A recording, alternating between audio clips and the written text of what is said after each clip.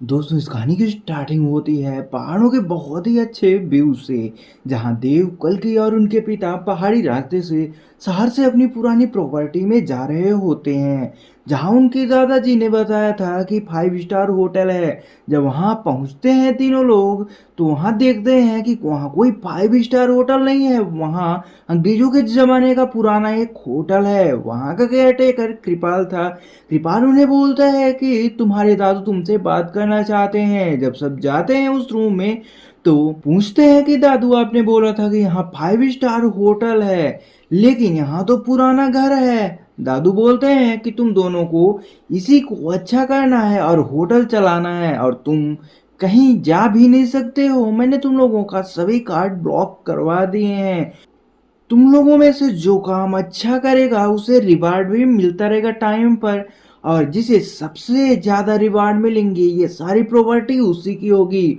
उसके बाद देव और कल के काम करने में लग जाते हैं और उस होटल को अच्छा बनाने में लग जाते हैं। उस पहाड़ी की गांव में एक लड़की भी रहती थी। इस लड़की का नाम था हिमा। हिमा और देव की शुरू में बहुत नोकझोंक होती है। हिमा जब छोटी थी तो एक लड़के से प्यार करती थी। वो लड़का कहीं और चला जाता है और बहुत दिनों बाद वहां आता है। वो लड़की अभी भी इस लड़के से प्यार करती थी, लेकिन उसे पता चलता है कि वो लड़का अब किसी और से प्यार करने लगा है। अब देव की और हिमा की पटने लगती है। दोनों एक दूसरे के अच्छे फ्रेंड बन जाते हैं। अब देव के होटल में भूत की बात आती है। उसके जो काम करने वाले कर्मचारी हैं बोलते हैं कि यहाँ भूत है, जिसे देखने के लिए बहुत से यूट्यूबर ब्लॉगर आते हैं। जो झूठ थी, वो सब एक आदमी का काम था।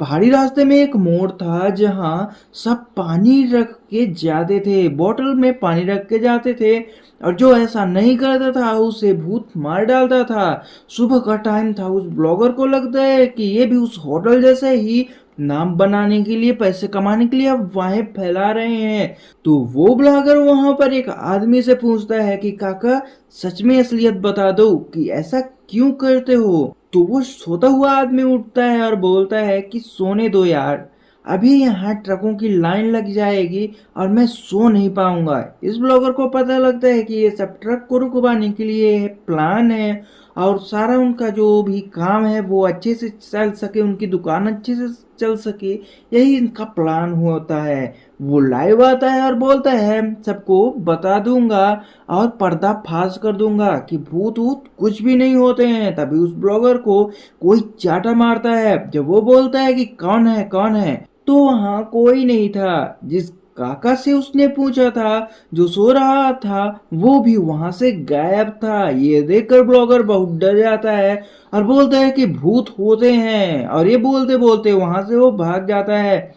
हमें दिखाया जाता है कि देव की गर्लफ्रेंड भी शहर से देव के पास आ जाती है, जिससे हिम्मत जलस फील करने लगती है और देव से बोलती है कि तुम मेरे साथ धोखा तो नहीं करोगे। तो देव बोलता है कि हम दोनों बहुत अच्छे फ्रेंड हैं, मैं तुम्हें धोखा क्यों दूंगा। और हिमा भी हाँ में सिर हिला देती है। देव इसलिए ऐसे बोल रहा था कि फ्रेंड हैं कि दोनों में से न देव ने और न ही उस लड़की ने एक दूसरे से प्यार का इजहार किया था। देव की गर्लफ्रेंड देव के साथ इंटीमेट होना चाहती थी, लेकिन देव ऐसा नहीं करता है। और ये देखकर हिमा प्लान बनाती है जिसमें देव की गर्लफ्रेंड की सरपंच जी के बेटी की शादी में बेइज्जती हो जाती है, और वहां से देव की गर्लफ्रेंड गुस्सा होकर वापस चली जाती है। उसके बाद रात में देव हिमा को छोड़ने उसके घर जाता है और गाड़ी से उतरते टाइम हिमा देव को किस कर लेती है और वहां से चली जाती है। अब हमें दिखाया जाता है कि लास्ट डे था जिसमें अब दादू कल्कि और देव में से किसी एक को प्रॉपर्टी देने वाले थे। जहां पहले देव कल्कि और उनके पिता एक दूसरे से नहीं पटती थी उन लोगों की, अब सब बहुत अच्छे से रहने लगे थे। जब दादू से बात होती है तो दादू कल्कि और देव दोनों को प्रॉपर्टी का मालिक बताते हैं और उसके बाद बोलते हैं कि हम बैंक करप्ट हैं, अब जितना भी कर्जा है तुम लोगों को ही भरना पड़ेगा, और कल कट कर देते हैं। अब देव और कल की कुछ कर भी नहीं सकते थे और काम में लग जाते हैं। तो इस कहानी की एंडिंग यहीं पर हो जाती है दोस्तों। दोस्तों फिर आई हसीना दिलरुबा का भी एक्सप्लेनेशन मैंने चैनल पे डाल दिया है, आप उसे भी जाकर देख सकते हैं। और चैनल को सब्सक्राइब करके बेल आइकन दबाना मत भूलिएगा। तो मिलते हैं आपसे नेक्स्ट वीडियो में, तब तक के लिए बाय बाय।